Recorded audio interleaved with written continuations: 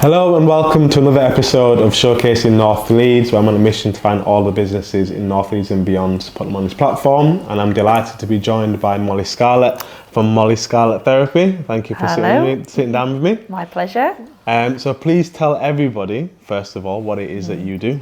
So you know me, Levi, as well, but I'm a wellbeing consultant. So I say I wear a lot of hats. Yeah. So anything to do with well-being, you'll probably see me somewhere. So primarily I do therapy on a one-to-one basis. I'm a hypnotherapist, and then I do therapeutic coaching, which is mindset coaching combined with a little bit more of traditional therapy, then with some psychoeducation. So that's one of my services. And then I do corporate well-being, workplace well-being. I do workshops and talks in schools for young people. I work with prisoners who've just been released from prison, helping them with mindset coaching, integrating them back into society. And I also work with children who are in alternative provision, so they've been taken out of mainstream education because of complex behavioural needs. So that's a little bit of an insight into the type of work that I do. So basically a lot of well-being. What, first of all then, is probably asking you why do you do it? Why did you choose this path? Yeah, I'm really passionate about helping people to understand their minds so that they can actually go on to fulfill their potential, the highest potential that's available to them. And I believe that the reason why so many people don't go on to be everything that they're destined to be is because they have limiting beliefs.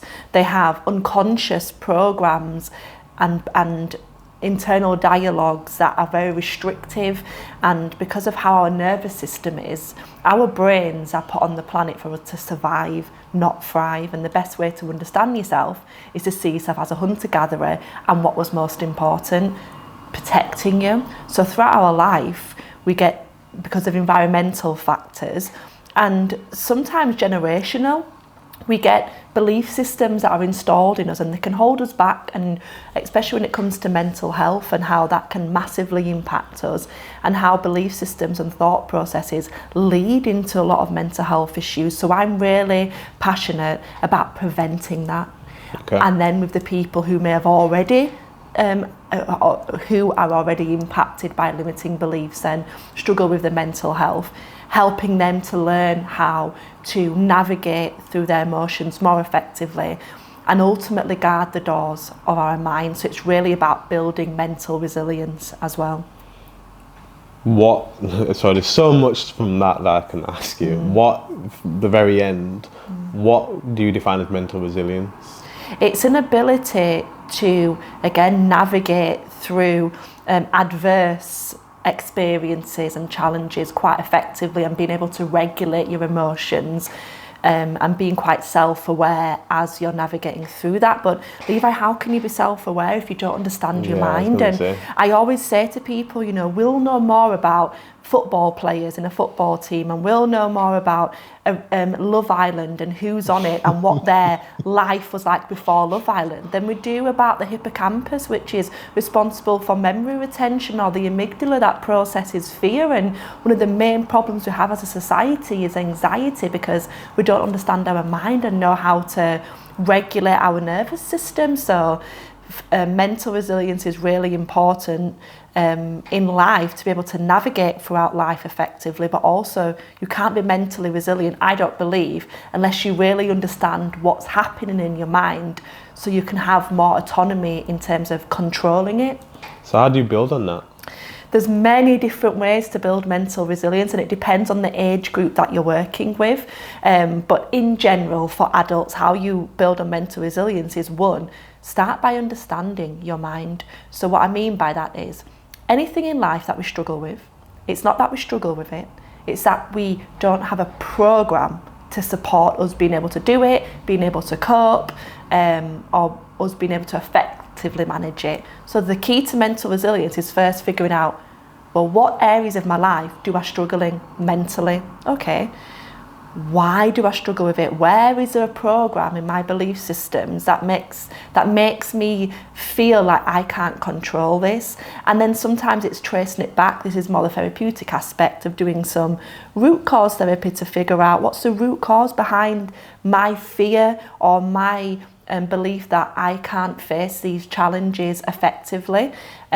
And then once you understand knowledge is power, then you're able to recognise, okay, so it's not necessarily that I can't cope with it, it's that I have a belief system that I can't. So if I tap into the belief system and I transmute that and change the way that I look at this and build then on myself in terms of my self-belief, my ability to deal with challenges and get the right support, then I'm able to become more mentally resilient. But also, Levi coined with that, it's being able to have a great mindset, having a growth mindset, because a big part of mental resilience is being able to switch from why me to how can I learn and how can I grow, what can I take from this, because we all have that choice. And I think it's Shakespeare that once said, nothing is good nor bad, only thinking makes it so. So coined with the self-awareness and understanding what's happening in your belief systems, it's also you cultivating that mindset, that growth mindset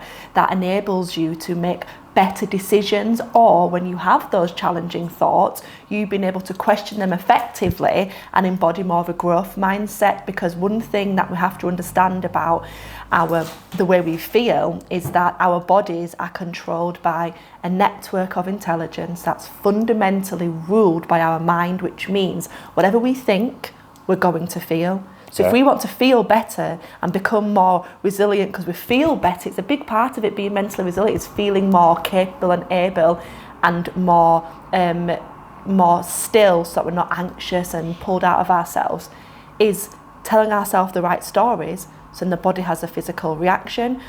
Think about this, what's your favourite food? If you had to pick one favourite dish right now, what would it be? Like a cuisine, you mean? Yeah. What's your favourite dish? Indian, okay. Imagine you hadn't eaten for 40 hours and you started thinking of Indian food. What would happen in your mouth? Start to, what's the word? Salivate? Salivate, okay. So your mouth would water and salivate. Is there any Indian food there? No. No. But is your body having a physical reaction to what you're holding in mind? Clearly, yeah. Yeah, so the body's controlled by this intelligence, the body's the slave, the mind's the master. So a key part of mental resilience is being able to create the right dialogue and being able to have a growth mindset so that we're setting the tone, the body's responding to support us as opposed to being against us. Is this like visualisation then? Yeah, massively, because visualisation, we underestimate the power of it, and the best person to help you to understand the power of visualisation is Roger Bannister. Have you heard of Roger Bannister before? The 4-minute mile. Yes, so Roger Bannister broke the world record for running a mile in under 4 minutes. Before Roger Bannister broke the record, it was deemed physically impossible to be able to run a mile in under 4 minutes. So he did it, he broke the world record. Some interesting things about his story. The first interesting fact is it only took 2 months or something, a small amount of time, for people to do it after, which showed he set the tone. The second someone believes something's available to them, now other people have been able to run the 4-minute mile. Coincidental. Shows the power of your belief system in terms of your physical ability. In regards to visualisation, Roger Bannister was interviewed and they asked him what were the key factors that contributed to you being able to run the mile in under 4 minutes.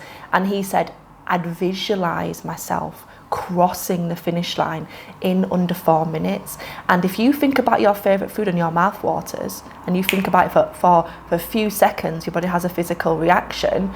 What's happening if daily and upon daily you are consistently priming and reinforcing that belief that I'm going to cross it under 4 minutes? Your body that has this network of intelligence will find a way to do it. Yeah. So this is why visualization and what you hold in mind is so important. And the mind responds to 2 things: the words we tell it and the pictures we hold in mind. And if you look to your life and think about the results you're getting in any area of your life, ask yourself, what thoughts am I having about it? and what pictures am I holding in mind? Because I can guarantee you, your life is a manifestation of what you're holding in mind in that area. So is that why people say then that there's what's the book now? The Miracle Morning. And there's visualization. I can't remember the other one now. My mind's just gone completely blank. But people always say it's supposed to affirmations. That's it. Is that the reason why they say affirmations? Because what you're telling yourself, you say it out loud, you're telling yourself these certain things. Is that what's helping direct the person you become? So Absolutely. And there's a few different elements to affirmations. The first part is we learn by repetition. So on a neurological standpoint, the only way to form a habit is via repetition. Yeah. Think about how you learned to drive or ride a bike or swim. You did it consistently over and over again. But our thoughts work in exactly the same principle, Levi, and a lot of people don't recognise this. So you'll be thinking a thought over a period of time, not recognising that it's like getting on a bike every day. You're training your brain to recognise this as something of importance to you, that's using its energy, so it will automate that habit of thought.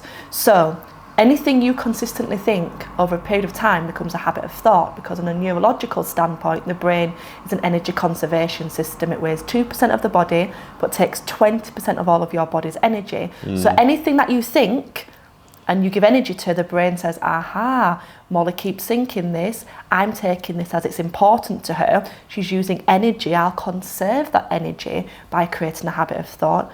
So the first aspect of affirmations is you can train your mind to create a habit of thought of saying, I am good enough, I am capable, and I am capable of facing any challenges this week has to bring. You keep doing that consistently, the brain says, oh, Levi keeps saying these words and these new concepts. They're clearly of importance because he's done it for long enough, over a longer period of time. On average, it takes 21 days to start to form a new neural pathway in the brain. So let me now make it a habit of thought. And then it starts to become automated. This is why, as a hypnotherapist, a part of my service, I do hypnosis tapes, because what's happening is every evening when my clients hypnotising themselves and I'm speaking to them, my words of affirmations and suggestions and automations are implanting and programming and using that power of repetition to create new neural pathways. So hypnotherapy is not theory, it's neuroscience. You're creating new habits of thought over a period of time when you're in a theta brainwave, which is a more suggestible brainwave, and it's in between the sleep and wakeful state. So that's the one part of affirmations, why they're impactful and why they can have a massive benefit. But the key to affirmations, to sort of enhance your affirmations, is that you must feel it as well. So when you're saying, I am enough, you want to try and feel like you are. And for many people, that's difficult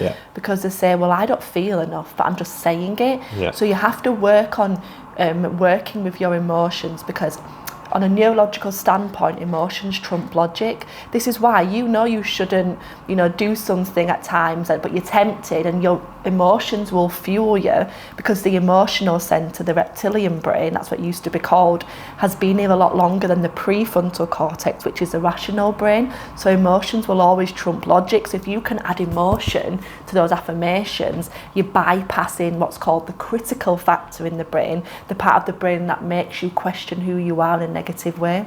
No, well, I know my emotional part of my brain teaches me how to eat chocolate when I shouldn't be eating Absolutely, it. So, perfect. I was going to use that. You shouldn't eat that dairy milk, but that dairy milk's just screaming at you, and you're like, oh, I can get some good feeling. I can get dopamine from it again.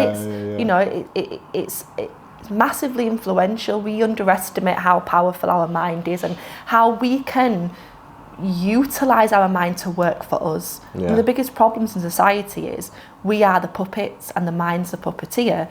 What I do is help people, young people and people of all ages, to understand that you can become the puppeteer of the mind and you can control the strings, and the mind becomes the puppet. But if you don't become the puppeteer, the mind will always control you, which means you are in a social setting, you start to feel anxious, the mind's controlling you, you understand what's happening in the brain, you understand how to regulate it, you understand the conversations to have with yourself, you then switch the roles and you become the puppeteer. That makes sense. And then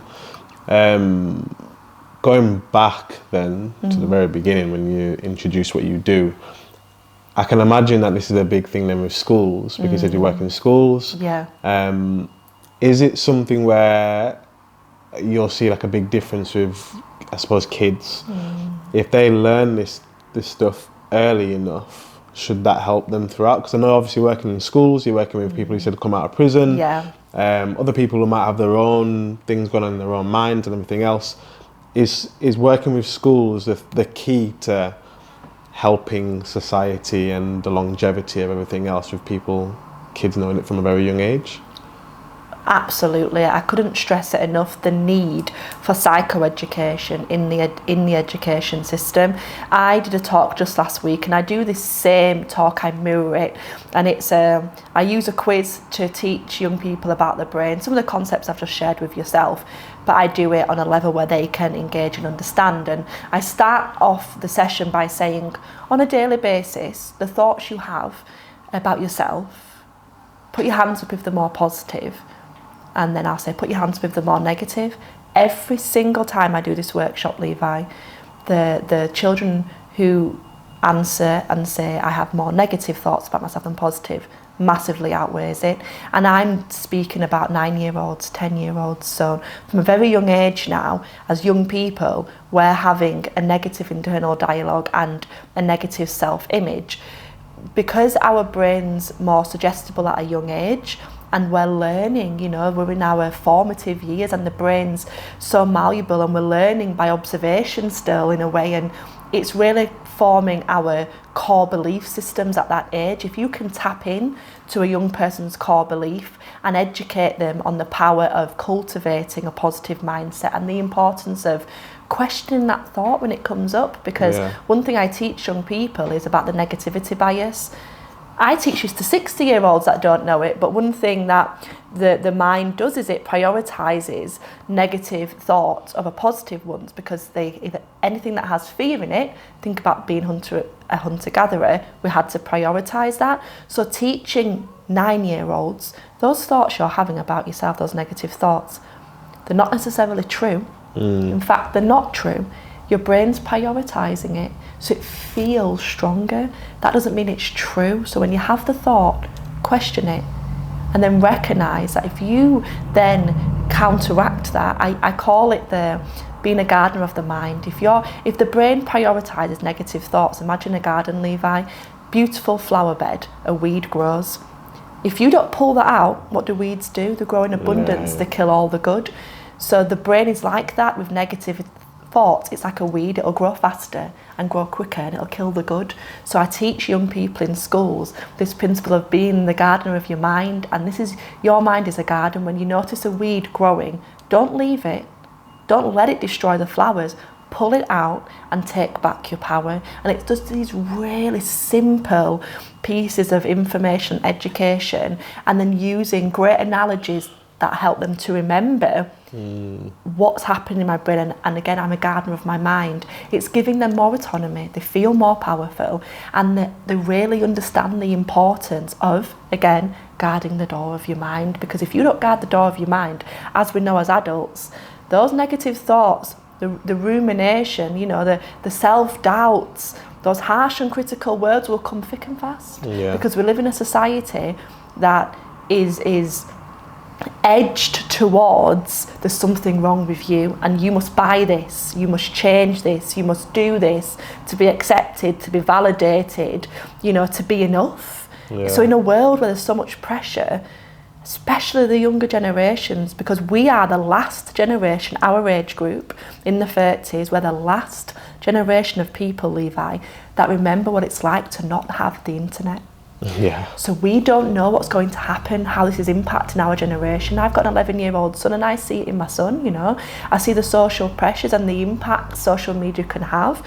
We're constantly being exposed to people that have maybe so much more and filters and all of these things that are contributing to complexes. So you asked me, how important is it to get into young people? It's more important than anything, because our next generation, they're going to come behind us.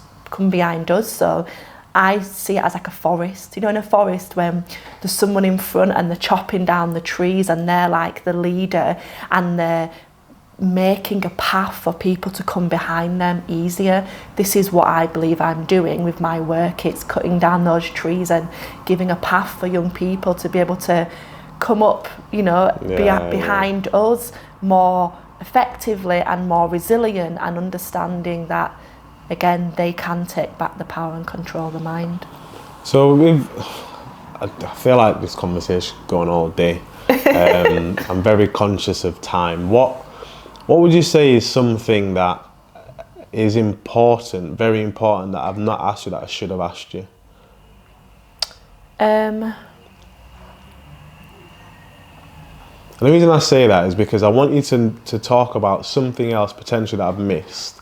But I also want the majority of people to be intrigued by what you're saying, to then get in touch to understand how they can understand more themselves. But is there anything that's very key now that I've just missed? I think you haven't missed it, but one thing that I would like to stress about the work that I do is that we can't change a lot what happens externally to us. We can't control a lot of what happens to us. COVID is a great example of how uncertain life can be and how we can be shaken tremendously. So a lot of what happens external, we have very little control over, but what we have a lot more control over than we think is our mind. And in life, you know, you can feel like it's really important to have the nice house and to strive to have the business or to have the level of savings or to save for the holidays or to have the nice clothing, etc. But if you are not happy and if you don't have peace of mind, you could be in a beach in Barbados and be a multimillionaire and still want to take your own life. So understanding how your mind works, it's not a bonus. It's a necessity. It's a prerequisite for happiness. And we cannot control what's going to come to us, and life is very unpredictable. And we're always going to have pits and peaks in life, like a roller coaster. The work that I do helps young people, people of all ages, to help navigate throughout the pits and peaks and still find that stillness, because it's okay if life's going really well, you know. It's like you having a cup of water and me knocking you. I can't expect Coca-Cola to come out because it's water in your cup, yeah? It's when you're shaking in life, it's what's inside that's going to come out. So the work that I do, it helps you to make sure what's in that cup is of good substance, so that when you are shaking, it's good stuff that's coming out, and it helps you because, you know, one thing I can say is 1 in 3 people suffer with mental health, but I would probably say we all do on a spectrum. And it's becoming progressively more of an epidemic and a pressing issue to address. So anybody who is listening and who doesn't practice mindfulness or isn't engaged and isn't aware of the mind and how it works, I would definitely stress to educate yourself on how your mind works and, you know, how you can become more mentally resilient to not only help yourself but those around you too. And one of there's a saying that I live by, and it's why I do what I do, but it says, blessed are those who plant seeds of which trees they may never see and sit under the shade. And this is really important for adults to recognise that the changes you make in your life has a ripple effect and impacts the people around you and young people of the next generation. And you may not go on to see that, but it makes a profound difference. So that's something that I'd like to stress. Okay, well, last thing then to end on is, how do people find you? So you can find me on all socials, like LinkedIn, Instagram, Facebook. It's molly.scarlett.therapy. My website is mollyscarletttherapy.com. I usually say to people, just drop me a private message on Instagram or LinkedIn, or you can contact me via email, which is mollyscarlett9@gmail.com.